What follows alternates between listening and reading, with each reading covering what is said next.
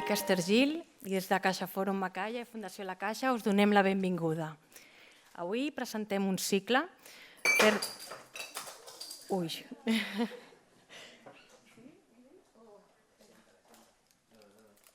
Ara vendremos.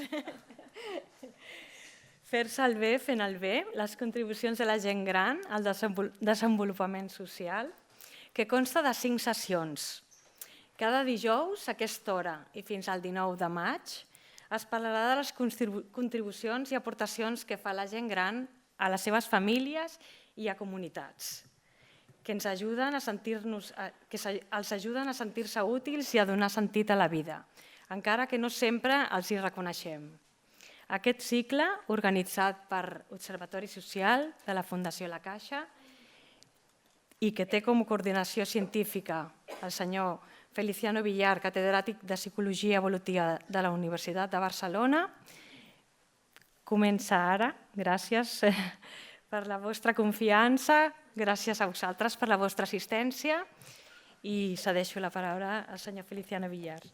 Bueno, pues muchas gracias. Yo soy Feliciano Villar, el catedrático patoso de Psicología Evolutiva de la Universidad de Barcelona, y para mí es un enorme placer dar por inaugurado este ciclo que, como bien ha dicho Esther, consta de 5 sesiones en el que trataremos de transparentar, de visibilizar las aportaciones que los mayores hacen a sus familias y a sus barrios, a sus ciudades, a sus comunidades.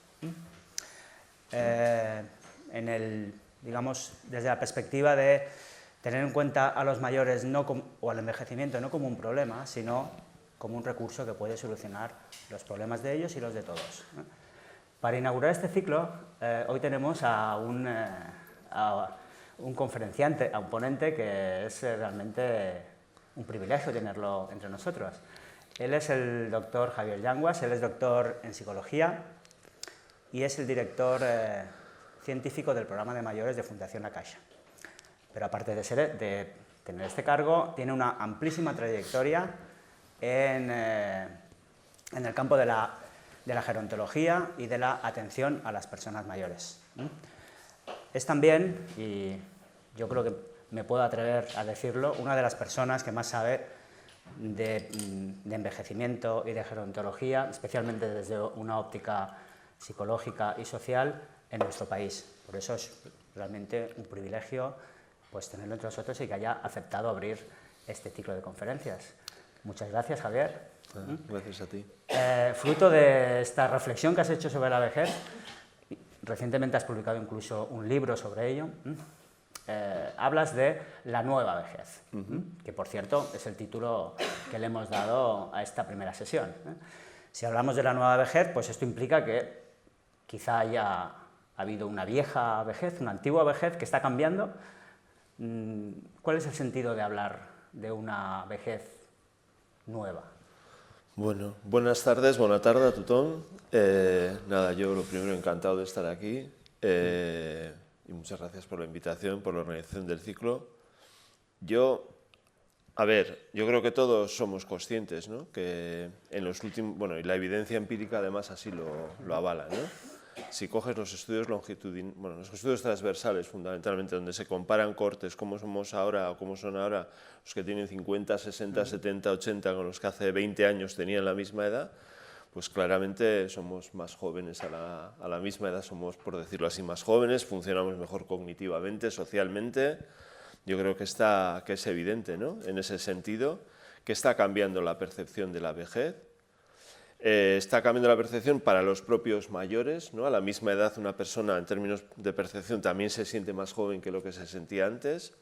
Y bueno, los demógrafos nos lo están contando constantemente, ¿no? Bueno, vivimos varias vejeces todas diferentes.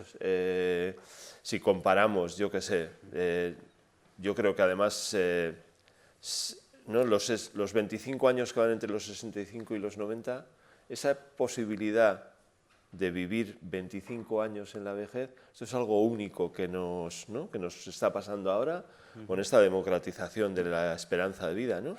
Claro, y esto supone no solo que vivimos más años, sino yo creo que en el sentido de nueva vejez que decías tú, que lo que se está alterando es el ciclo vital. Claro, tú que eres catedrático, pero no, o sea, yo creo que no aparecen los manuales de psicología evolutiva al uso, pero yo creo que es evidente que esta vejez se está complejizando. Creo que se empiezan a atisbar como etapas distintas dentro de ese proceso de envejecimiento. Y a mí me parece que hay una parte de esa vejez, sobre todo al principio, que tiene que ver más con, ya no con la idea de decrepitud o de decremento, ¿no? Perdemos tal, perdemos cual, que era lo que regía un poco la gerontología y la psicogerontología, ¿no? Y ahora lo que vemos es personas mayores que creen que su periodo madurativo no ha terminado, que creen que la vejez se ha convertido, por contarlo así, en un espacio de desarrollo personal y de crecimiento. Esto es completamente nuevo. O sea, hace 25 años o 30 o 40, la vejez, uno casi se jubilaba, ¿no? Y esperaba casi sentado la muerte, vamos a decir, ¿no? Y ejercía además de mayor, ¿no? Vamos. Creo que luego esa etapa es verdad que el cumplir años nos lleva pues, a la fragilidad, no a la dependencia obligada, pero sí a la fragilidad. Creo que las características de los nonagenarios y centenarios son términos psicológicos, sociales diferentes. Creo que se está complejizando, por eso yo en parte también, ¿no? Aparte de los datos empíricos, la evidencia o la constatación de esos cambios, ¿no? De ver personas mayores distintas, de entrevistar a gente mayor y ver que se comportan, se conciben, se expresan, sienten, perciben de manera diferente. Creo que eso es una realidad, ¿no? Es interesante esto que dices de que por primera vez en la historia de la humanidad, por decirlo en grandes palabras, tenemos por delante, cuando acabamos de trabajar, 25 o 30 años de vida, ¿no? ¿Estamos preparados para ello? Bueno, yo te diría que algunos sí, y algunas sí, y otros pues no tanto, ¿no?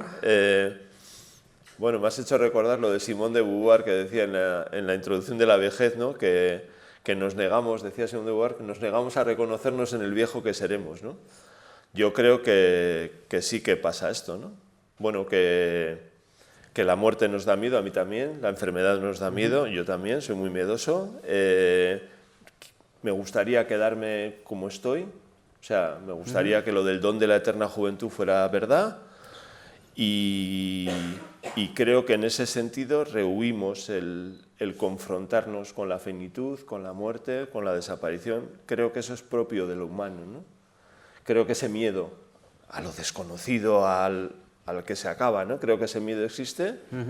Creo que tenemos miedo también a la enfermedad, a la pérdida, a lo desconocido también, no solo a la muerte, sino a lo que, ¿no? a lo que rodea eso. Y entonces eso nos lleva muchas veces a rehuir y a no querer reconocernos en eso, ¿no? Pero por otro lado, me parece que aunque pueda parecer como contradictorio, creo que es bueno saber lo que seremos para poder vivir una vida plena en el presente, o por lo menos a mí me preocupa eso, ¿no? Y me preocupa yo muchas veces pienso cómo seré o qué haré o plasmarme, ¿no? O concebirme en el futuro. Y creo que una vida buena en el presente tiene que ver también con eso, ¿no? Con saber que las cosas tienen límite, con la necesidad de aprovechar el tiempo. De hecho, ahora mientras estábamos comentando esto, creo que hubo un experimento, o en un libro, ¿no? Leí alguna vez que en una isla se volvió una serie de gente inmortales, y al transcurso de la novela, creo recordar que era una novela, pedían la muerte, ¿no? Porque sin la muerte, sin la posibilidad de morir, parecía que no existía la vida, ¿no? Yo creo que nos cuesta esto, y entonces rehuimos y no nos planificamos en ese sentido, no pensamos en eso. Yo creo que es importante tener esa mirada más de futuro para vivir también con intensidad el presente. Creo que es un déficit, creo que deberíamos de mirarlo más hacia ahí, sí, sí. Y creo que rehuimos, sí. Pero las personas deberíamos preparar esa vida después de la etapa laboral, de alguna manera. Yo creo que sí, pero también la dificultad está ahí, ¿no? La posibilidad, mira, en gerontología, tú lo sabes, está pasando mucho esto, ¿no? Tenemos la posibilidad de vivir más tiempo con nuestros hijos y con nuestros padres, nunca en la historia de la humanidad. ¿No? Nunca hemos tenido la posibilidad que tenemos de disfrutar tanto tiempo de nuestros amigos, o de nuestros hijos, o de nuestros padres, ¿no? Y da la sensación de que nunca ha habido más soledad, más aislamiento, o sea, es como si tuviéramos la oportunidad y no la aprovecháramos, ¿no? Para mí el reto en ese sentido está, si hay 20 o 25 o 30 años desde que uno se jubila, ¿qué vamos a hacer en ese espacio de tiempo? Y tenemos que hacer, pues por ponernos frikis, una versión 7.0 de nuestra vida, ¿no? Digo, la de los 70, la de los 80. Claro, creo que hay una dificultad de concebirnos de otra manera, de si dejas el mundo laboral, ¿cómo te pones de cara al futuro, ¿no? ¿Qué voy a hacer? ¿Esto es contingente con mis valores o no? ¿Puedo vivir una vida plena? ¿Cómo se construye esa vida plena? ¿Cuáles son eso que llamamos las fuentes de sentido? Creo que nos deberíamos de poder abrir una ventanita a nuestra comprensión y decir, oye, nos proyectamos de esta manera, creo que eso nos falta. Y creo que para eso no estamos preparados, ni tenemos a veces ni las capacidades, ni... Y además, aparte de lo bueno, creo que también sería importante pensar, claro, aquí nos vamos a entristecer todos, pero no es mi intención, pero ¿qué hacemos ante una vida cada vez con más momentos de vulnerabilidad? Porque vivimos más a costa, a veces, de que esa vida no sea una vida libre de discapacidad o libre de... o una vida como si tuviéramos 40 años en términos físicos, sino que vivimos más a base, como nos cuentan los demógrafos, de tener las actividades instrumentales o complejas, dificultades en la realización de esas actividades, ¿no? Creo que tenemos que también, en parte, aprender a vivir con cierto nivel de discapacidad, y creo que eso supone adaptarnos a límites más estrechos, supone que aumenta la disonancia, la distancia entre la realidad y mis deseos, y envejecer es eso, ¿no? Adaptarnos en parte a menos, ser capaces de manejar esa distancia y poder vivir felices en esas limitaciones, por decirlo así. Y esto es complicado. Pero esto cuando somos jóvenes no nos lo cuentan, ¿no? No. Ni nos educan para ello, quizá, tampoco. Para nada, ¿no? Pero además, no sé, es como si te pones a contar esto, es como si están en una fiesta unos cuantos y apagas el interruptor y la música, ¿no? Y eres el aguafiestas del esto, ¿no? Pero pasa, ¿no? Y yo, fíjate, hace poco, bueno, tú das clases a gente joven, ¿no? Pero yo doy clases en el máster de Psicología Sanitaria de la Universidad del País Vasco y es de los pocos contactos que tengo con el mundo universitario. Claro, cuando te pones ahora los futuros psicólogos de esto, también ves que todos los que están en esa sala, y eran bastantes, pues realmente no solo no se lo habían planteado, sino no les interesaba, no querían, era como aguar un poco la fiesta, ¿no? Y sí, creo que eso es un reto pendiente. Claro, entre los psicólogos y creo que también entre otras profesiones de lo social y de lo sanitario, muchas veces faltan vocaciones para dedicarse a la vejez, quizá esté relacionado con ella, ¿no? Sí, pero claro, bueno, es que vivimos una época en la que la vejez no está bien vista, ¿verdad? O sea, lo vemos constantemente, ¿no? Yo el otro día estuve en una reunión, por ejemplo, no diré dónde ni con quién, pero un profesional que trabaja con personas mayores que decía que a partir de una edad, ¿cómo se van a plantear un nuevo proyecto vital? Textual, o sea, es decir, esa mirada con respecto, ¿no?, a las limitaciones o a una vejez negativa, claro, cala hasta en los profesionales, ¿no? Esto antes no era así, o sea, ahora tú lo sabes porque has leído el libro que lo comentamos, ¿no? Pero cuando Stefan Zweig cuenta en un libro que habla sobre Europa, creo que es la página 20 y tantos, ¿no? La idea de Europa, no sé cómo se llama el libro, que en la Viena de finales del 18, principios del 19, cuenta Stefan Zweig que los jóvenes que eran médicos, por ejemplo, que querían ser banqueros o tal, pues engordaban, se ponían levitas, querían parecerse mayores, ¿no? Porque lo que estaba bien visto era la experiencia, lo que estaba bien vista era, ¿no?, el tener unos años, unas canitas, y era lo mínimo necesario, ¿no? Bueno, de hecho se montó un lío bastante espectacular porque a Gustav Mahler le nombraron director de la época de Viena con 38 años y como un joven podía tener la mayor institución musical del país en manos de una persona joven, ¿no? Claro, ese respeto que había a los mayores, también había un rey muy...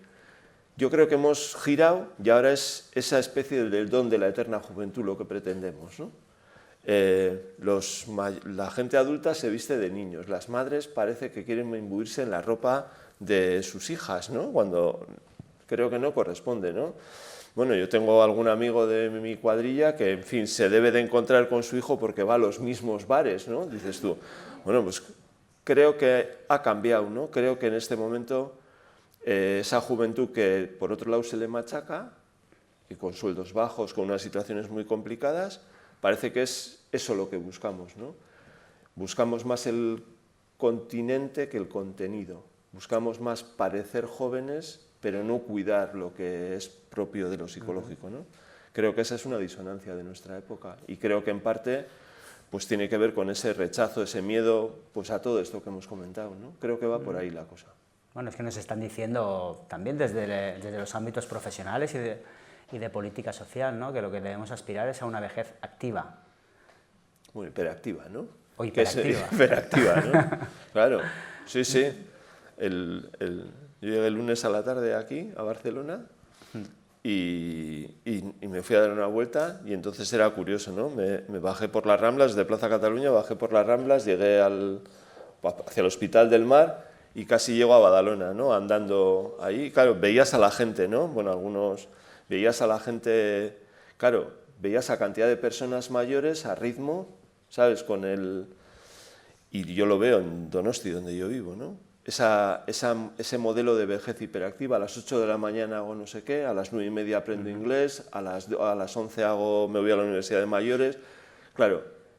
Y lo que nos ha pasado en la pandemia es que cuando hemos tenido que, como decía Zadie Smith, la escritora británica, nos hemos tenido que enfrentar a la vida sin distracciones, sin nada, sin shopping, sin ir al cine.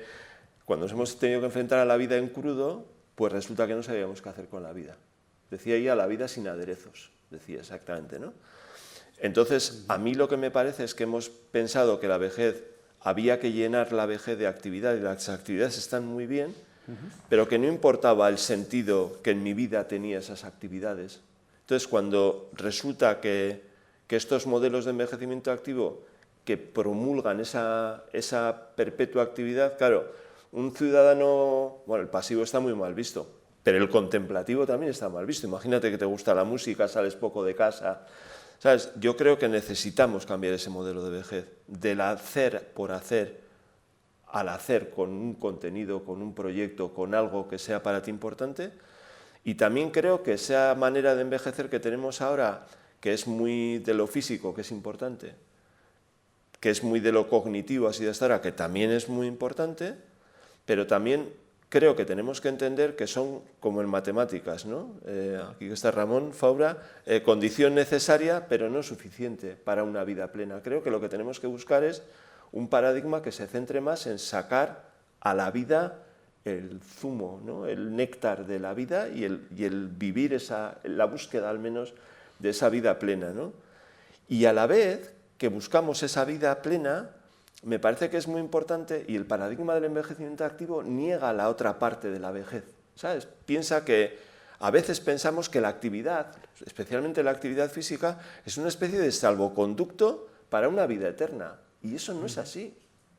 Es algo en lo que tenemos que invertir sabiendo que vendrá la vulnerabilidad, igual se nos vendrá la fragilidad en términos físicos, vamos, en síndrome de fragilidad, y es probable que venga la dependencia y que tendremos que aprender a vivir con ello. Y luego hace otra cosa que a mí tampoco me gusta nada, que parece que es muy meritocrática la mirada que tenemos de la vejez, ¿no?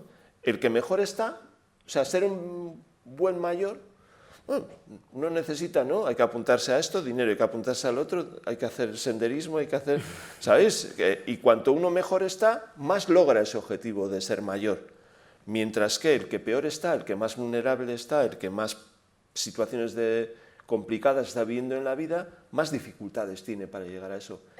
Y además se excluye lo malo, lo negativo, la dependencia, la enfermedad, la muerte. A mí eso no me gusta del paradigma del envejecimiento activo. Creo que tenemos que integrar eso, creo que tenemos que mirar la vejez desde otra manera, incluso más compasiva en ese sentido, ¿no? Bueno, yo lo veo un poco así.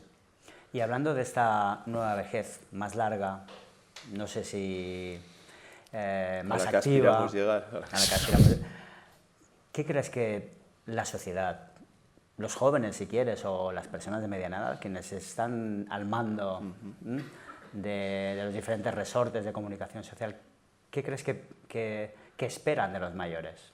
¿Qué se espera hoy en día de los mayores? Porque, claro, nos jubilaremos a los 65, 70 años y todo va bien, y tendremos 25 años por delante. ¿Qué se espera que hagamos para ser un buen mayor? No sé.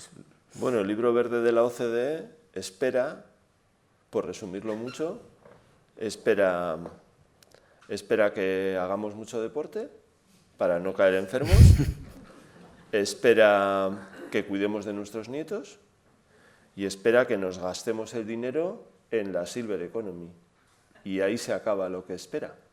Ya sé que es un reduccionismo importante, pero a mí me choca mucho. A mí me parece que es un libro escrito por gente que no es mayor y que no es del mundo del envejecimiento. Creo que el libro está escrito desde ahí, ¿no? Pero lo que me parece muy preocupante es que esta sociedad, la europea, la española y creo que la catalana, la vasca en particular, no tenemos un proyecto para lo que dentro de poco va a ser el 25% de la población. Creo que en Cataluña y en Euskadi, desde luego, en el 2030, el 25% de la población tiene más de 65 años. Me imagino que Cataluña será algo por el estilo. Claro, prescindir de alguna manera del 25% de la población, yo no sé si esta sociedad se lo puede permitir. Para mí que no se lo puede permitir. Pero bueno, creo que nos cuesta elaborar ese, ¿no? ¿Qué hacer, no?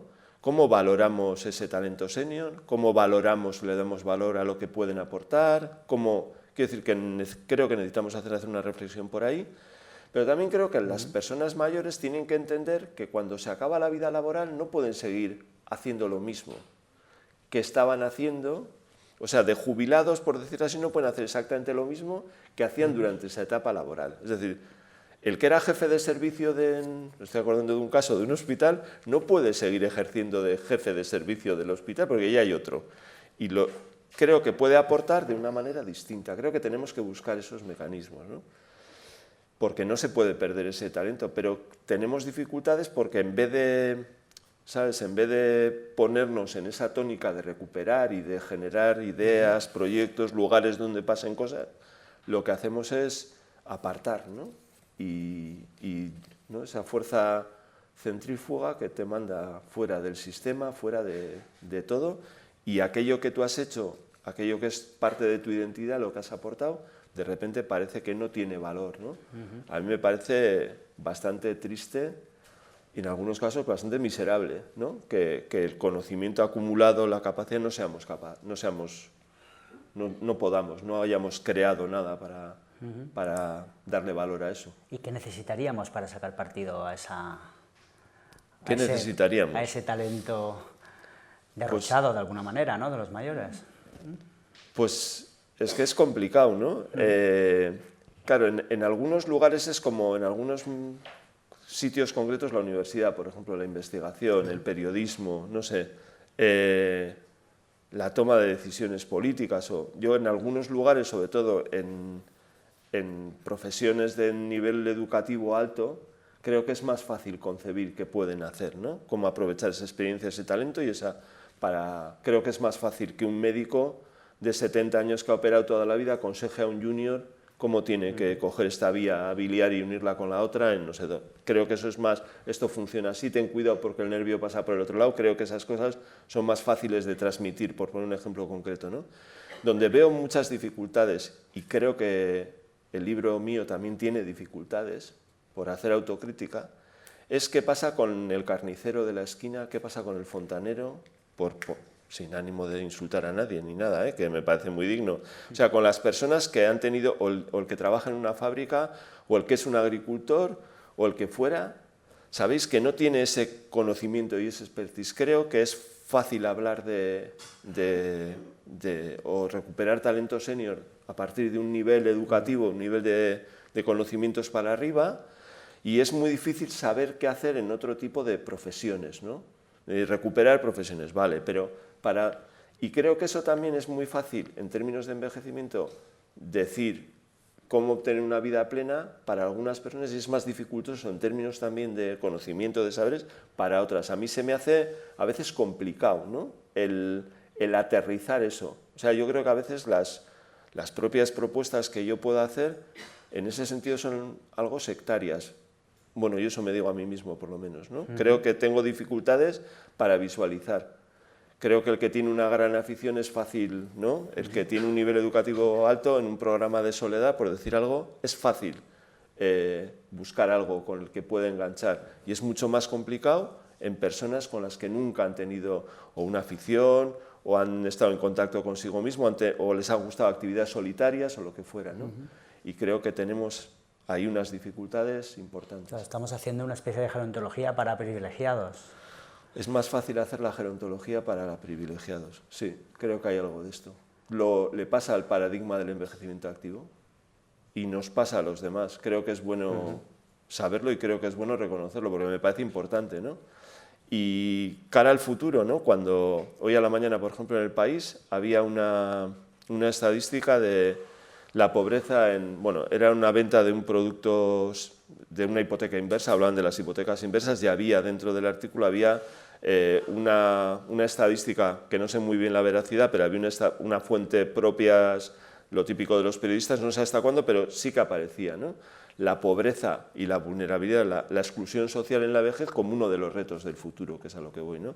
Claro, que a esa gente le hablemos de vida plena, cuando el 30%, según ponía, de las mayores de 65 tienen pobreza energética en España, que les hablemos no sé, yo qué sé, de algo elevado, claro. Pues claro. Es decir, estamos hablando de la famosa pirámide de Maslow, de las necesidades de arriba, cuando a lo mejor... cuando las de abajo no están ni medio cubiertas, ¿no? Creo que tenemos ahí, yo me veo además con dificultades para articular un discurso ahí, bueno, en ello estoy. Claro, en esto, somos capaces de... En ese sentido, algunos de los problemas de la vejez son los problemas de las personas en las sociedades contemporáneas, ¿no? de las carencias, de la precariedad, que lógicamente pues, no desaparece cuando uno se hace mayor, sino que incluso en algunos casos... Se acentúan, claro. Y ahora a la vejez, ahora con el baby boom, es decir, con los millones, creo que eran casi 14 millones de personas que nacimos entre el 57 y el 73 en España,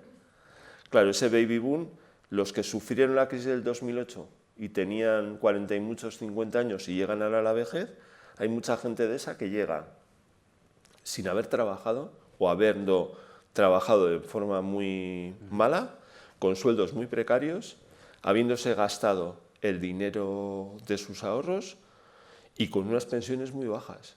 Es decir, va a haber que volver a meter la pobreza y la exclusión en el mundo de los mayores, ¿no? Y a la vez que va a pasar esto, resulta que cuando tú analizas y dices, en Europa, ¿no? Por ejemplo, por citar una cosa, el libro, hay una sociedad vasca que se llama Eusko Ikaskuntza, que es como la Sociedad de Estudios Vascos, ¿no? Hizo un estudio, digo Euskadi porque está por encima, en la media, ¿no? de la Unión Europea en algunas cuestiones, más o menos. Bueno, la pobreza en Euskadi ha aumentado en los últimos 5 años por 5, en los últimos 3 años, en los últimos 5 años por 5 en los menores de 15 años. La pobreza, ¿eh? Y ha aumentado la riqueza en los mayores de 65 por 7.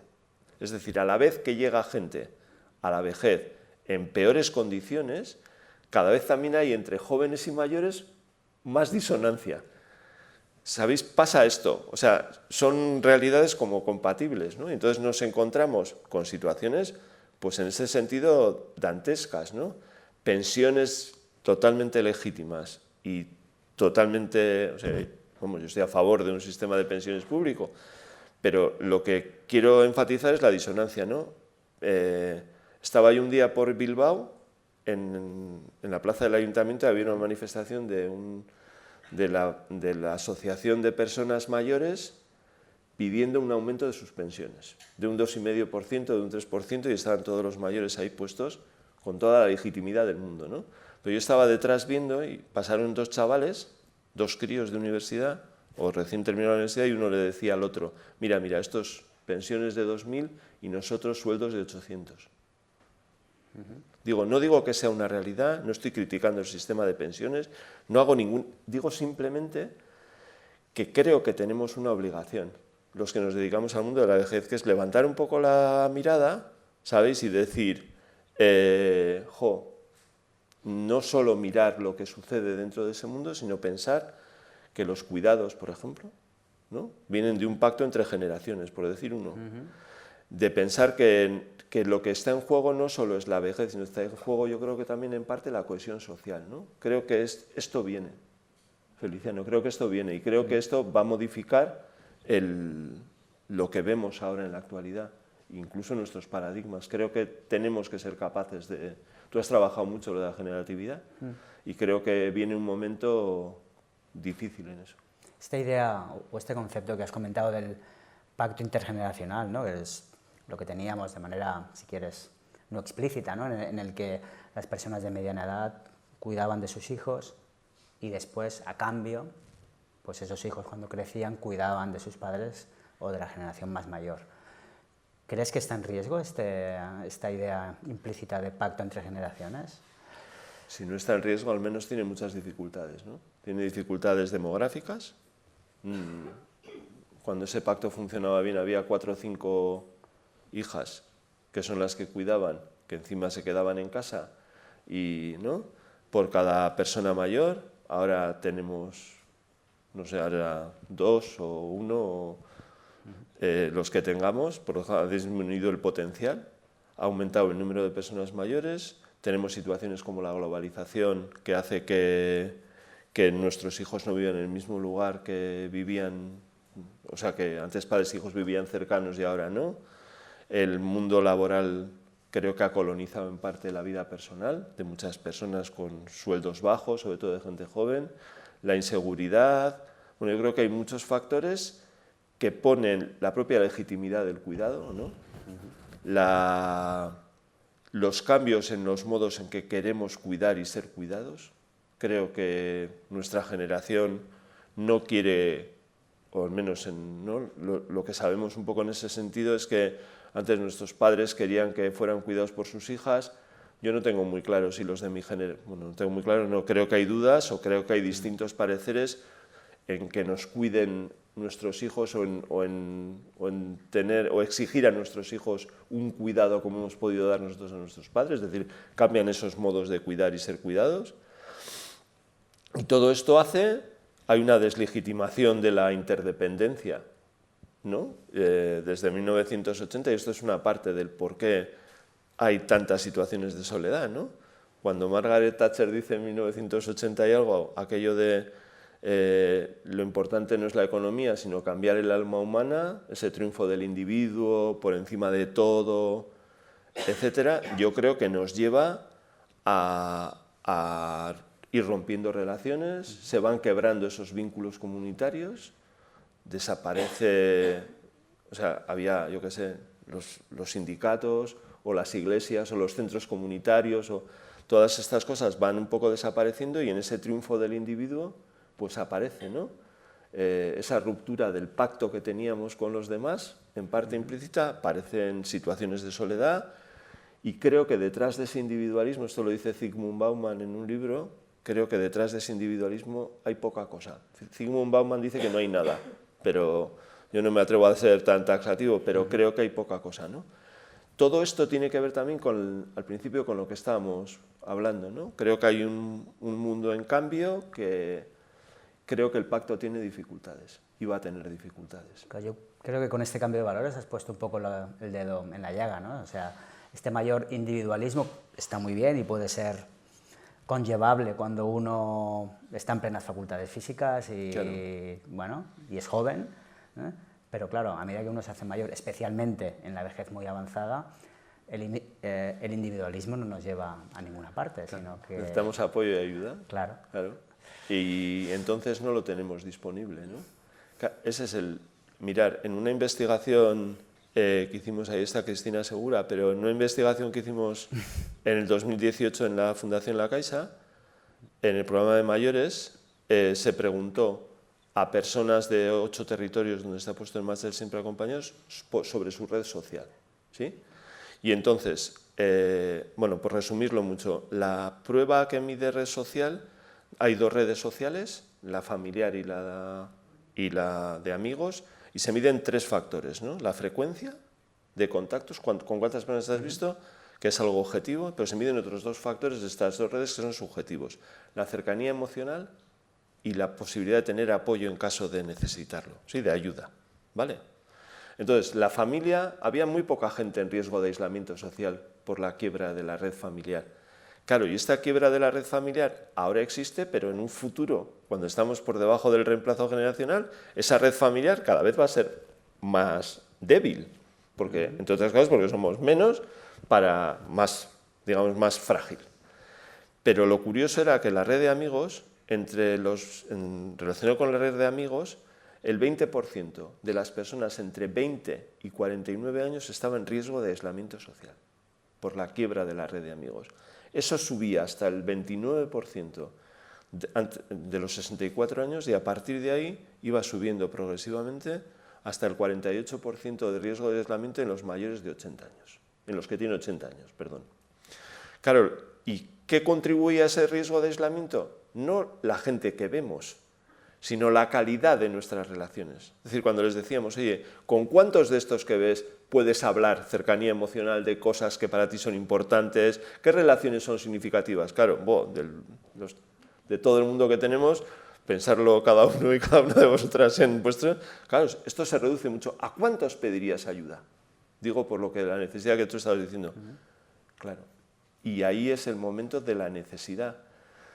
Entonces, claro, necesitaremos, y es fácil que tengamos dificultades en obtener esa ayuda y a ver cómo es esa ayuda. Eso es lo que, si no hacemos nada, eso pasará. La solución que pasa por reforzar los sistemas públicos de ayuda. Bueno, el otro día Institucional, digamos.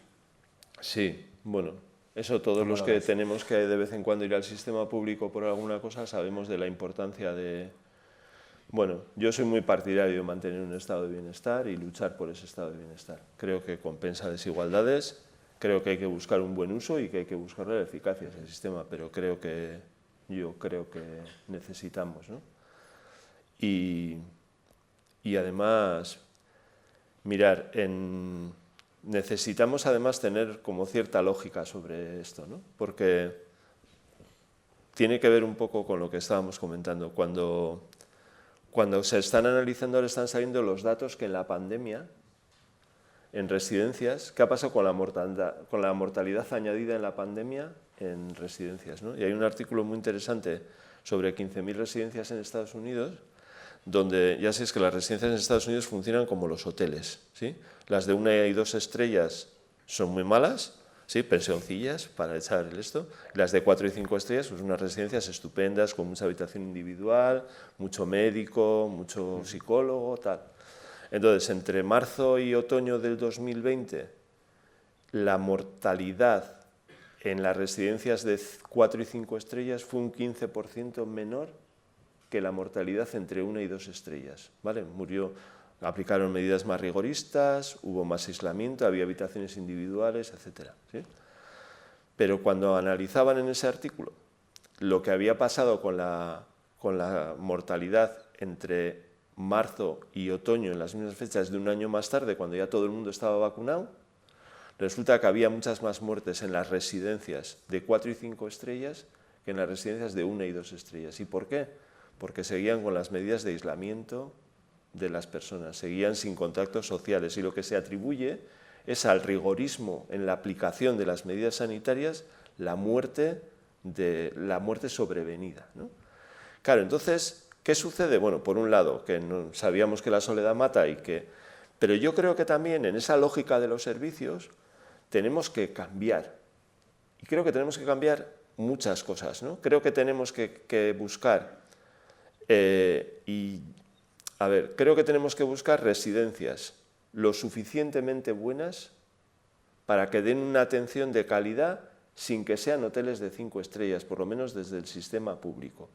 Creo que en este momento hay un debate pendiente que tiene que ser, creo que necesitamos residencias de menor tamaño, creo que necesitamos residencias que traten a las personas de manera distinta, pero creo que necesitamos residencias que nos podamos permitir, porque si no, acabaremos haciendo residencias muy buenas que no se sabe al final si son mejores, pero que este país no se puede permitir. Y también tenemos que tener una mirada yo creo, de lo que es la carga, o sea, de lo que nos podemos permitir en términos de impuestos, creo que a veces vendemos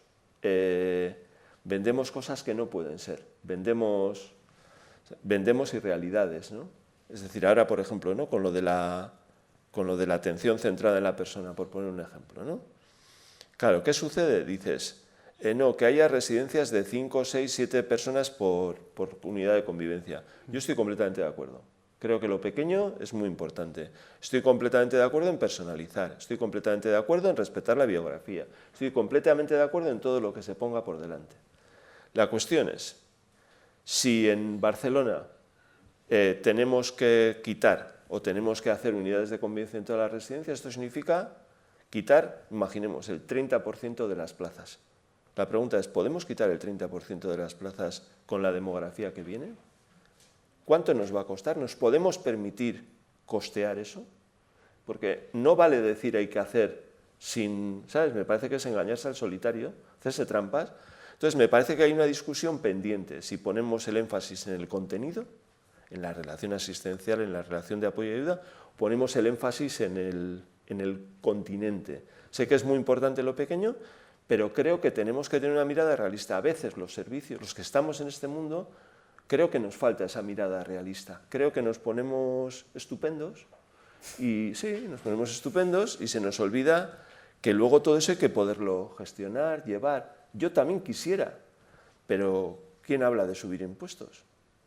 Bueno, hablan de bajar impuestos, ¿no? Yo últimamente lo que oigo, ¿no?, es esta cosa de que yo no entiendo muy bien, porque si entras 4, pues gastarás 4, ¿no? A no ser que crees deuda, y si entran 6, 6, si entran 2, pues gastarás menos, ¿no? Y eso también viene en otra cosa que estábamos comentando antes, que tiene que ver con cómo compensas esas desigualdades, ¿no? Cómo haces un modelo que de eso hay que hablar, que no condene a la juventud, que pueda... Ese es el equilibrio, ¿no? Pero las personas, muchas, o la mayoría, yo diría, no quieren ir a una residencia. Es verdad, yo tampoco. La cosa es si vamos a tener otra posibilidad. Claro que tenemos que incentivar los servicios en el domicilio, por supuesto, pero a veces el domicilio, y se pueden hacer muchas cosas, hay un recorrido amplísimo en el domicilio, vamos, enorme, pero yo, y tú y yo y todos los que estamos aquí conocemos situaciones en las que esa atención en el domicilio es muy complicada, por un lado.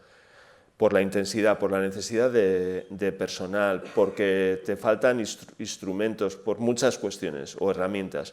Pero por otra, porque hay veces que en función de cómo estés tú y cuál es tu estado funcional y la patología que tienes, igual estás mejor en una residencia, mejor atendido, que en tu casa. Y vuelta al pacto intergeneracional y todo eso entra en juego ahí, ¿no? Las relaciones que has tenido, cómo quieres ser... Creo que es complicado, ¿no? Entonces, claro que se puede incentivar la ayuda a domicilio o los servicios a domicilio. Creo que hay una gran posibilidad de generar nuevas profesiones ligadas al cuidado que en otros países se han puesto en marcha y que aquí no nos atrevemos a poner en marcha. Figuras profesionales nuevas, pues yo qué sé, entre auxiliar y enfermera, entre monitor y psicólogo. Quiero decir, que puedan, digamos, tener un reconocimiento laboral y social importante y puedan aportar ese cuidado y esa cotidianidad en el cuidado, pero creo que nos falta, bueno, a veces valentía, a veces posibilidades, y creo que en otros países lo han hecho, y también eso es una fuente de empleo, porque también tenemos un sector desprestigiado en ese sentido. Un problema es un poco ¿no? Que el cuidado es un fenómeno bastante desprestigiado y queremos que nos cuiden, pero que lo hagan gratis que lo hagan bien, ¿no? Parece que todo el mundo puede cuidar. Parece que todo el mundo puede cuidar. Bueno, de hecho, eso hacemos, ¿no? Somos padres y de repente nos ponemos a cuidar, ¿no? Y viene eso sin manual de instrucciones, ¿no? A mí no me explicaron muy bien lo que era. Tampoco. Hasta el momento de, ¿no? Cuando te ponen el niño en el brazo, pues en los brazos, entonces empiezas a, ¿no? Sobre todo con el primero, ¿no? Ese sí que viene, los muebles de IKEA vienen con manual de instrucciones, pero el de los niños, bueno, a pedir consejo rápidamente, ¿no? Sí, pero también yo creo que tiene que ver con que ha sido algo muy femenino. Creo que eso marca, ¿no? Una historia de cuidado es una historia femenina.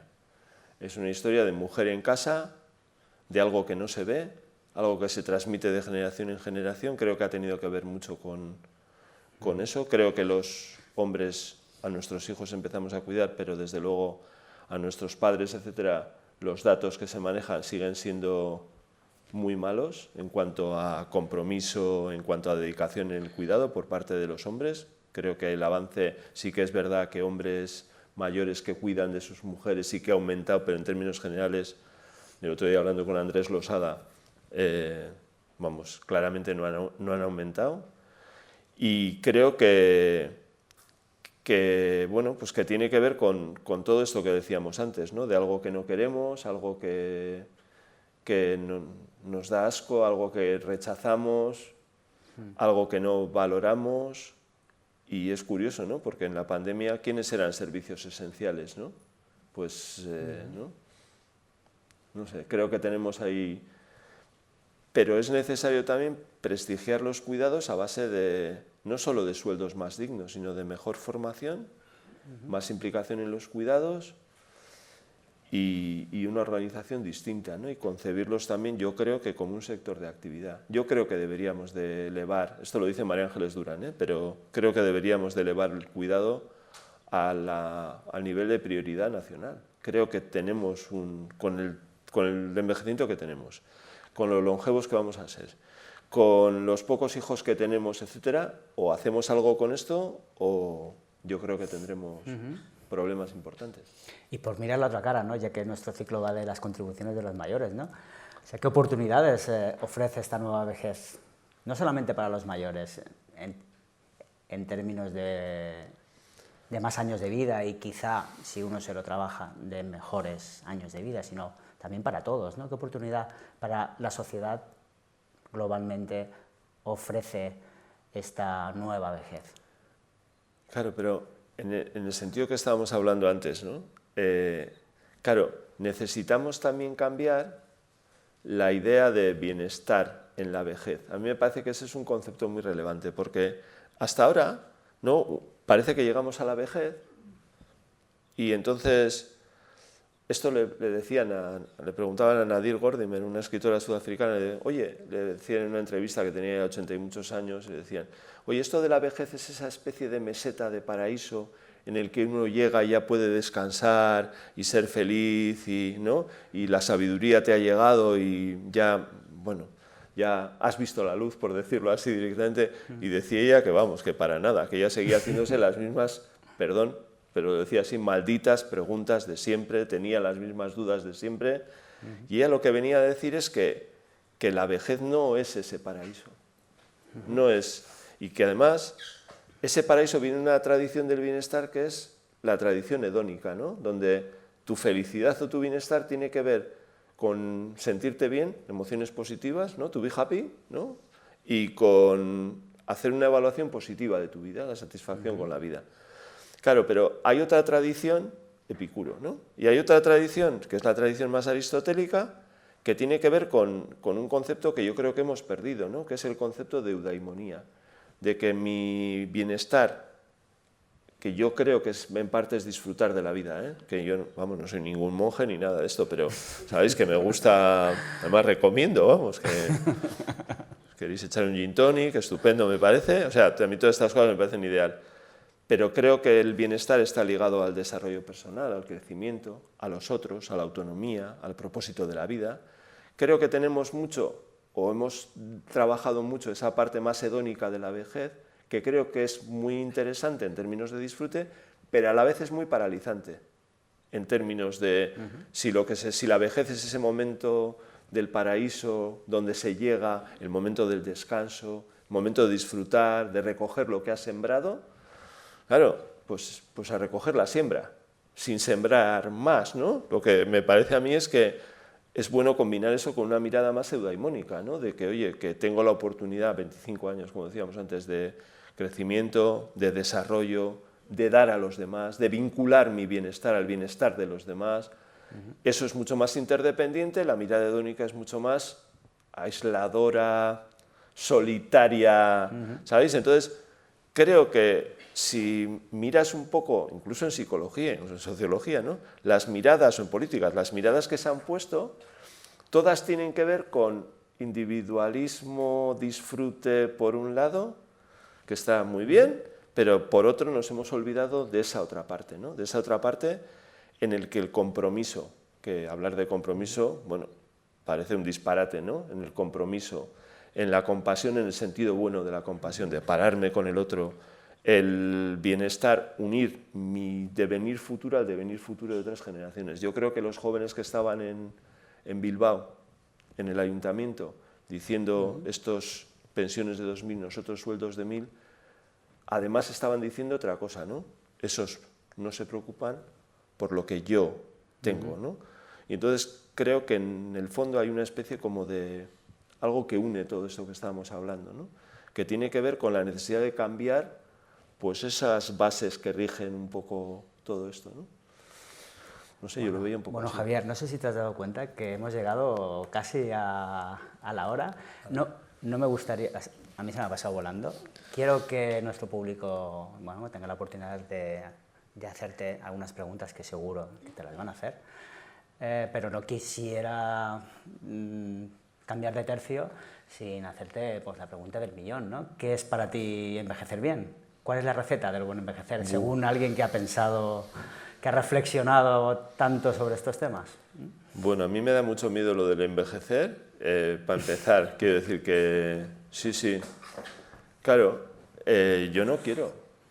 O sea, yo he contado todo esto, pero en mi fuero interno, yo no sé si os pasa a vosotros y a vosotras, pero yo no quiero. A mí la vida me parece muy estupenda, a pesar de los pesares y de los...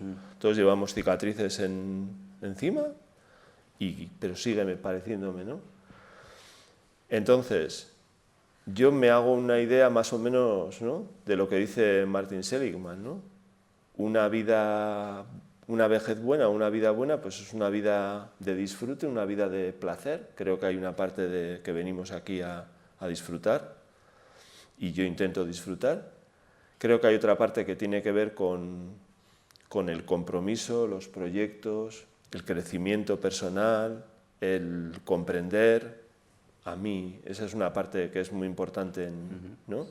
La lectura, la investigación, la curiosidad, el satisfacer, ¿no? El probar cosas distintas, creo, a mí por lo menos, el compromiso con personas, con mi familia, con mis amigos, con la pareja, con lo que sea, y creo que la tercera pata sería esa vida con sentido, ¿no? El pensar que puede ser ilusorio, ¿no? Y que puede ser hasta infantil, ¿no? Pensar pues, que tu vida tiene un sentido, por lo menos que para ti esto que haces, esa red de, bueno, te parece que tiene un valor, ¿sabes?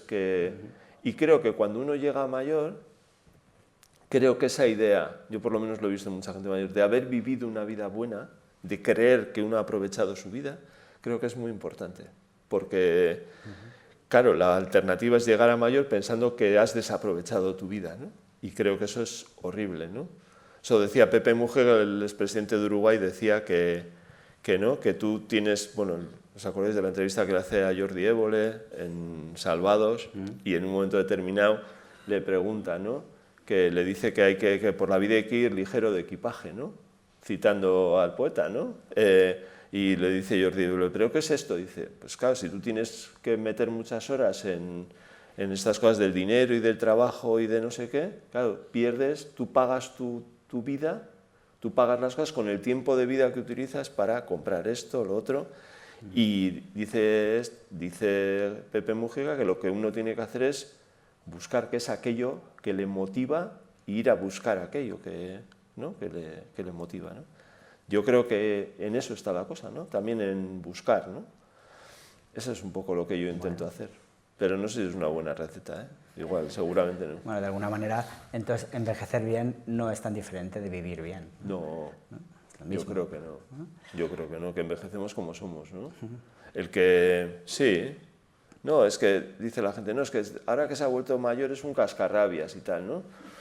pues es posible que se le haya creado el carácter, pero yo más bien creo que el que ha sido un triste de joven, o sea, hay niños tristes, jóvenes tristes, adultos tristes, pues era un triste de mayor, probablemente, ¿no? Porque, excepto... Y el que pues ha disfrutado o ha intentado disfrutar de joven y ha intentado hacer cosas de adulto, pues creo que intentará hacer cosas de mayor y vivir la vida así. Yo creo que sí que hay cambio, pero también hay mucho de continuidad en nuestras vidas, ¿no? Claro que vamos aprendiendo, pero creo que hay mucho de, ¿no? Al final nuestra biografía nos marca mucho, ¿no? En ese sentido. Bueno, pues si te parece bien, parece... damos paso a... Igual están todos aburridos. No sé si tenéis alguna pregunta. En este formato nuevo que estamos ensayando, en lugar de una presentación al uso con su PowerPoint y pues hacerlo de una manera un poquito más dinámica. Mucho mejor, porque así uno no tiene que prepararse el PowerPoint. ¿No? Que conste que Feliciano planteó las preguntas ya con mucho acierto, o sea que nada. Por allí, si levantáis la mano, os van pasando el micro. Si queréis decir vuestro nombre, cuando veáis la pregunta, pues los conocemos más. Hola, ¿te escucha?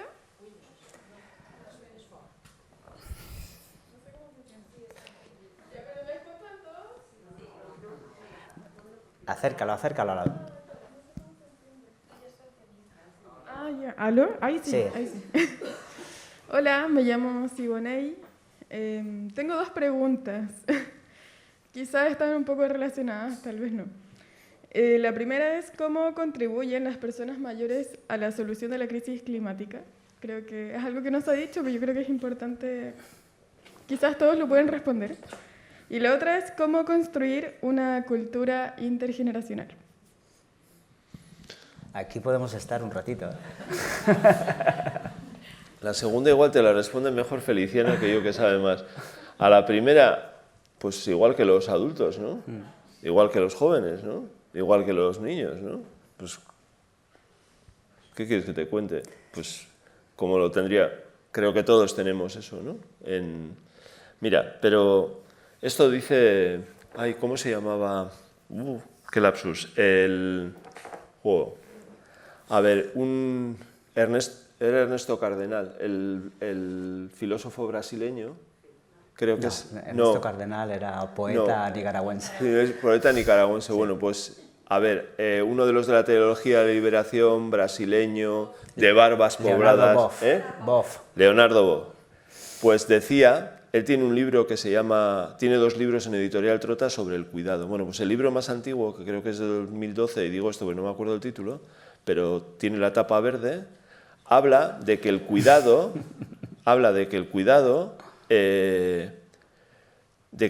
no solo es el cuidado instrumental, digo por lo del clima, ¿sabes? ¿Qué estabas diciendo? Que el cuidado no solo es el cuidado instrumental de le cojo, le levanto, le cambio de pañal, le doy de comer, no, dice que el cuidado eran varias cosas, ¿no?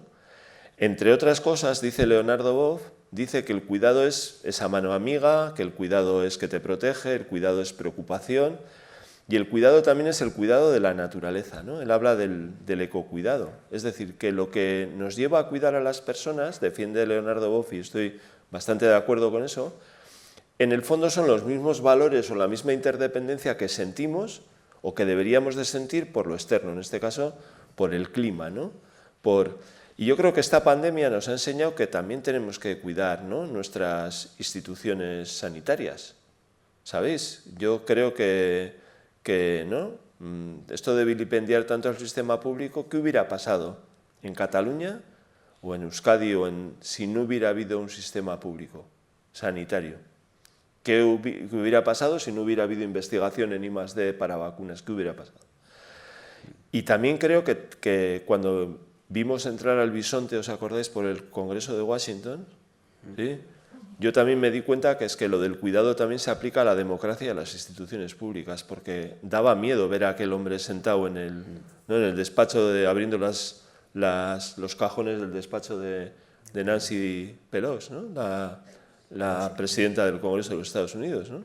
Claro, yo creo que el cuidado es aplicable en ese sentido a todo, ¿no? Debería ser, ¿no?, esos valores o esa manera de estar en el mundo y de concebir las relaciones con nosotros, ¿no?, incluida con las de fuera, ¿no? Sí, además, cuando hablamos de la vejez, muchas veces, o de las personas mayores, les tratamos como si fuera una especie diferente. Son igual... Nosotros dentro de un claro, tiempo. Nosotros dentro de un tiempo. Y sobre la cultura de la generatividad, igual le respondes tú que... Yo creo que habrá sesiones más adelante. Vale, habrá más sesiones. Hola, buenas tardes. Yo soy Nina Gramunt. Yo querría, bueno, más que preguntas, son un par de reflexiones, ¿no? de cosas que han salido aquí. Yo, bueno, Javier me conoce, sabe que me dedico al ámbito del Alzheimer, sobre todo prevención de demencias, etc. Y en nuestro ámbito sí que abogamos mucho, ¿no? Por aquello de la vida saludable, físicamente, socialmente, cognitivamente activa, porque sabemos que son factores de riesgo modificables de cara a la probabilidad de padecer una demencia, que sabemos que es una de las principales fuentes de discapacidad en el envejecimiento.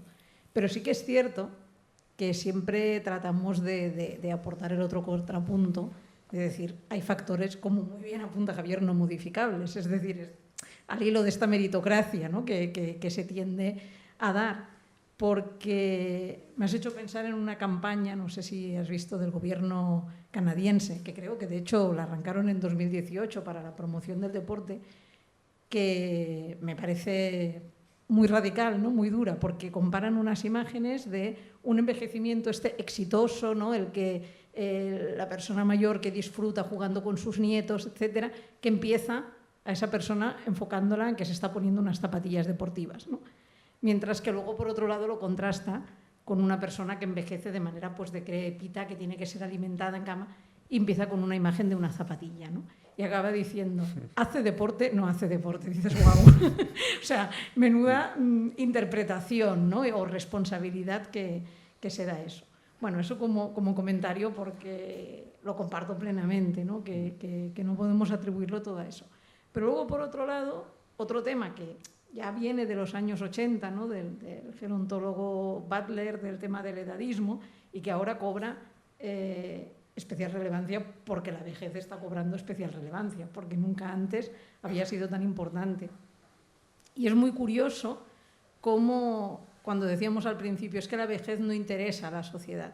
Entonces, bueno, depende, ¿no? También has apuntado lo de la silver economy, depende de si a estos viejos que vemos se les puede sacar partido económico o no, ¿no? Es decir, si te pueden ser rentables de alguna manera. Fijémonos que en el lenguaje que se usa, a menudo en medios de comunicación, etcétera, hay este paternalismo de nuestros mayores, han fallecido tantos abuelos. Hablar de los mayores como abuelos los estás reduciendo a un rol, ¿no? O sea, como que pierden el resto de su identidad. Pero cuando este mismo colectivo de mayores o otra parte de este colectivo de mayores los ves como objetivo comercial, entonces las imágenes de los anuncios es la persona mayor, pues eso, súper activa, súper jovial, que si tiene canas las lleva... Sí, que le sale el pelo desde aquí, plateado, sin una arruga. Exactamente, ¿no? Ojos azules. Exactamente. Piel tersa. Totalmente. No cumplimos, ¿eh? La gravedad no ha hecho su aparición todavía, la ley de la gravedad. Totalmente. Sí. O sea, que realmente eso no es de tanto todas una formas, pregunta, Nina, sino que es la esto. prensa tampoco se ha curtido mucho, ¿no? Porque quiero decir que ese lenguaje, por ejemplo, edadista, lo siguen utilizando, pero hay otros. A mí me parece que la exclusión, o sea, los ismos, el edadismo, quiero decir que es parte un poco de la naturaleza humana, ¿sabes? Porque no solo son los mayores o las personas mayores, que está claro que funciona así, también pasa con los latinos, pasa con los, ¿no? Yo el lunes que me daba una vuelta volví al hotel y había 5 Latin Lover con esas cadenas, ¿sabéis? Supuestamente de oro. Claro, uno pasa por al lado, les ve a los 5 estos y uno dice, jo, a ver, yo pensé, ¿no? Estereotipo, dije, a ver si estos, ¿no? ¿Qué hacen aquí? Que son las 10 de la noche, tal, ¿qué hacen? Claro, uno piensa, igual son unos cantantes de reggaetón estupendos y unos poetas urbanos de primera división, ¿no? Quiere decir que cantan al amor, cantan a las drogas, también a lo que tengan que cantar, ¿no? Quiero decir que creo que hay una parte de todo esto que es verdad que es externo y que es verdad que la prensa en esto de las personas mayores sí que tiene importantísimas áreas de mejora, ¿no? Pero a mí me parece que hay otra lectura de todas estas cosas que nos pasan, que es la lectura personal. Es decir, cómo nos ponemos cada uno de nosotros con qué pasa con la diversidad sexual y cómo lo veo yo, qué pasa con los latinos o con los magrebís o con los negros y lo que yo pienso cuando... ¿Sabéis? Yo creo que todo esto es más, creo que es más profundo, creo que está en nosotros y creo que tenemos que tener una actitud como de repensar y pensar y ver cómo nos sentimos y cómo nos situamos ante todo esto. No, absolutamente. Ahora, también es cierto que, al menos yo, desde mi punto de vista, de todos los ismos, quizá el edadismo es el más, o sea, para mí justificable no es ninguno, pero quizás el más incomprensible, el más irracional, porque como estábamos diciendo ahora, y decíamos de Simone de Beauvoir, un ismo hacia una raza, dices, bueno, en principio, y por hacer la broma, ¿no? Salvo que seas Michael Jackson, que pretendió pasar de ser negro a blanco, dices, bueno, tú eres de una raza y eres de un color de piel y no vas a ser del otro, ¿no? Es decir, siempre va a ser distinto a ti. Pero claro, el ismo relacionado con la edad se supone que vas a ser tú en el futuro, porque si no llegas a eso, mal asunto, ¿no? O sea, que realmente es como el más irracional de todos, o el más difícil de sí, es explicar, como un intento autolítico, ¿no? Casi, exactamente. ¿no? O sea, es negarte, a fin de cuentas te estás negando a ti mismo, ¿no? Aunque no quieras. Pero bueno. Una cosa que has dicho que me parece muy interesante es esta idea de la meritocracia aplicada al envejecimiento, ¿no? Especialmente cuando las cosas te van mal, ¿no? Porque si te van mal, si estás enfermo, si vives una situación de vulnerabilidad, de fragilidad y aplicamos el esquema meritocrático, quizá podamos tender a pensar que es porque te lo has buscado.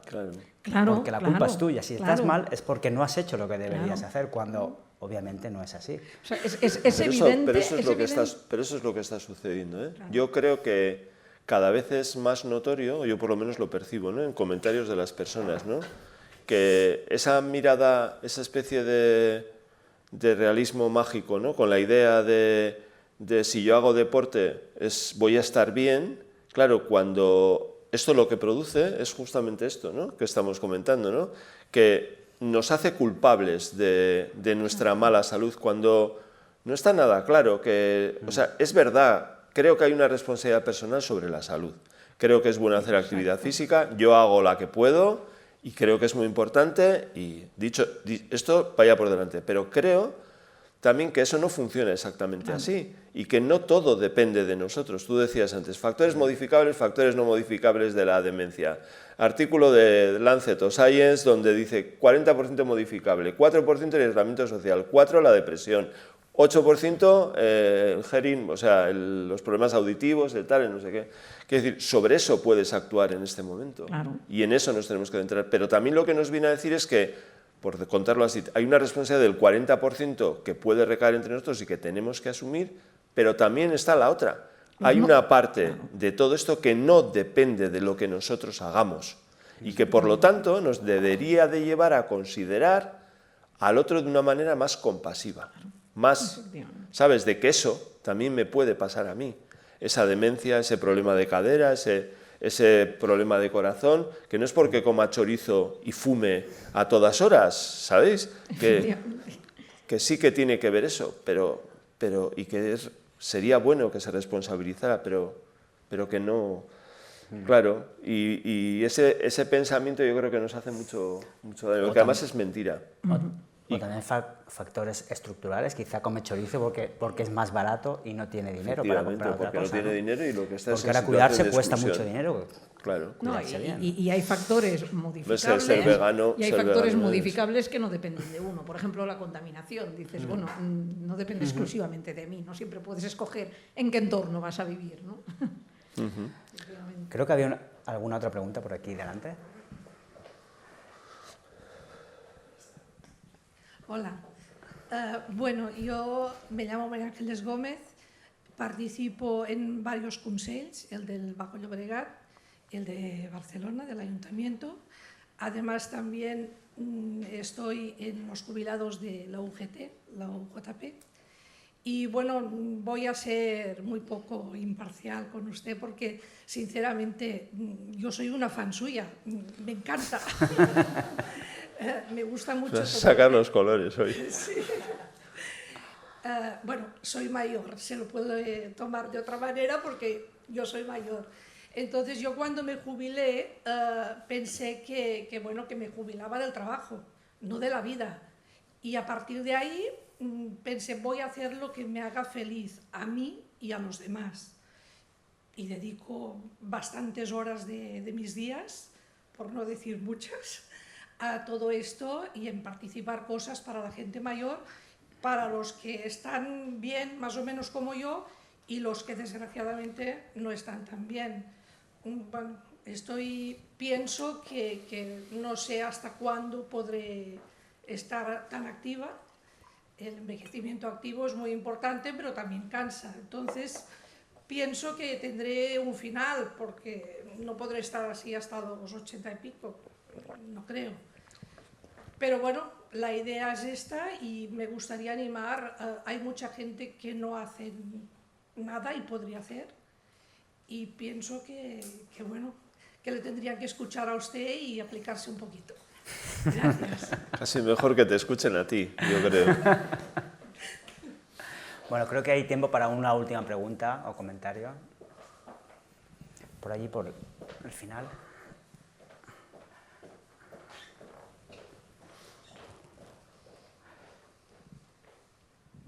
Hola, buenas tardes. Yo soy Merce Ferrer y soy trabajadora social y, bueno, mi pregunta va dirigida un poquitín, a ver, estoy en un municipio pequeño y, bueno, ahora acabo de hacer un trabajo de posgrado en torno al tema es justamente este del cambio que estaba observando, ¿no?, en el municipio pequeño, de que la gente que se acercaba pidiendo actividades o políticas, ¿no?, dirigidas al colectivo o de casi gent gran, ¿no?, cada vez la población pues era más joven, ¿no? Y realmente, justamente en el libro que habla de la primera etapa, ¿no?, de la gente a partir de los 55, ¿no?, con todo el tema de los ERTEs, la pandemia, bueno. Y claro, te encuentras ahora, ¿no?, que tienes un grupo de personas que acceden, ¿no?, a lo que es el envejecimiento, ¿no?, al hecho de hacerse mayor y que piden este tipo de actividades, ¿no?, que no tienen nada que ver con el otro sector de gente mucho más mayor, ¿no? Y todos conviven en un mismo espacio, en un mismo casal, ¿no? Y ahora un poco le estamos dando vueltas, ¿no?, a com ens hem de dir, ¿no? Nos tenemos que decir casal de la gent gran. Hay gente que dice, claro, si publicitamos las actividades con el colectivo de gente más mayor, yo no me siento identificado, entonces a lo mejor tampoco viene gente más joven. Es decir, un poco ahora esta cuestión que decíamos intergeneracional, ¿no? Nosotros tenemos ahora el debate, ¿no?, un poquitín de cómo hacerlo encajar, ¿no?, la gente más joven con la gente más mayor dentro de este colectivo de hacerse mayor, ¿no?, de hacer políticas para gente que envejece. Yo pongo la palabra envejecer, ¿no?, que yo considero que ya estoy envejeciendo, con lo cual me siento cómoda con el concepto envejecer, ¿no? Entonces, un poquitín, no sé, estamos en esta situación, ¿no? ¿Cómo hacer conjugar las dos cosas, ¿no? No sé si me he explicado suficiente. Sí, te has explicado estupendamente, pero yo no tengo muy clara la solución. Sí. Mira, justo detrás tuyo, si te giras a la derecha, está Luis Aranda. Te has girado a la izquierda, a la derecha, que lleva en la Fundación La Caixa, en el programa de mayores, estamos también un poco trabajando en parte lo que tú estás diciendo, ¿sí? Él es el responsable. Claro, es que si lo miras desde el punto de vista de las personas mayores, claro, tú dices, ¿no?, uno de 65 y uno de 85 es que son padres e hijos, ¿no? Mis hijos tampoco quieren ir a donde voy yo, ¿sabes? No sé, digo por normalizar esto un poco, ¿no? Vamos, le parece horroroso a mi hijo, a Martín, le parece horroroso que yo, vamos, no sé, vaya al mismo bar que va él, ¿no? O sea, a veces incluso te dicen, ¿no?, oye, ¿por dónde vas a andar, no? Porque yo me voy a 5 kilómetros, quiero decir, ¿no? Bueno, creo que eso nos pasa, ¿no? Creo que a veces tenemos que entender que esa marca de las generaciones sí que marca, en realidad, ¿no? Y que, bueno, hemos hablado también del reconocimiento, no reconocimiento. Creo que hay un reto muy importante, ¿no? Porque, claro, los centros de mayores son un recurso que estaba concebido desde un paradigma anterior, ¿no? El de la actividad, fundamentalmente, el de hacer cosas, el de... Y claro, nosotros en el programa de mayores también estamos en eso, ¿no? En cómo hacemos ese cambio y cómo montamos pues, una especie de ecosistema o de recurso o de entorno donde tendrán que convivir varios tipos o varios mayores en varios periodos distintos de su envejecer, por decirlo así, que ofrezca actividades, pero que también ofrezca a las personas que envejecen, por utilizar, como estabas tú definiendo, nuevas posibilidades, ¿no? De crecer, de desarrollarse, porque todo esto que hemos estado hablando, de lo eudaimónico, del bienestar no sé qué, de la vida plena, de todo eso, claro, eso no va a pasar si no se generan recursos para que eso suceda, si no hay lugares donde se puede acompañar a las personas a que hagan esa trayectoria o adquieran recursos personales o capacidades para llevar eso. Eso no surge por esto, ¿no? Necesitamos habilitar esos recursos. Nosotros en el programa de mayores también estamos en eso, ¿sabes? Estamos en parecida situación buscando posibles alternativas, si hacer un acompañamiento individual, si generar contenidos, por ejemplo, de intervención relacionados con el desarrollo personal, con vivir con vulnerabilidad, ¿sabéis? Con cómo hacemos para tener una vida con sentido y significado. Creo que necesitamos desarrollar esas herramientas, ¿no? Que tienen que ver con que las personas puedan proyectarse. Eso está sin hacer, por poner un ejemplo. Y nosotros estamos en las mismas, ¿no? En ese mismo planteamiento. Ya me gustaría poderte dar una mejor respuesta, pero sinceramente estamos ahí. Lo demás sería...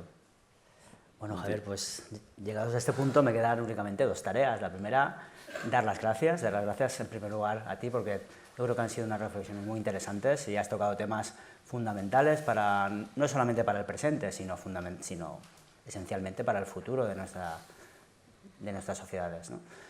Y también agradecer a nuestro público que en un día como hoy, que no es precisamente un día primaveral soleado, pues se hayan acercado aquí y hayan compartido su tiempo con nosotros. Y en segundo lugar, pues emplazarles a la siguiente conferencia, que tendrá lugar la semana que viene en el mismo sitio, misma hora, y que será la primera en la que iremos desgranando diferentes tipos de contribuciones de los mayores. Comenzaremos la semana que viene hablando de un tema que ha salido aquí comentado por ella, de esto de ser abuelo en el sentido de el rol de los abuelos, ¿no? ¿Qué papel tienen los abuelos en las familias, en esta complejidad familiar que vivimos hoy en día? Ojalá podamos volver a verles la semana que viene. Muchas gracias.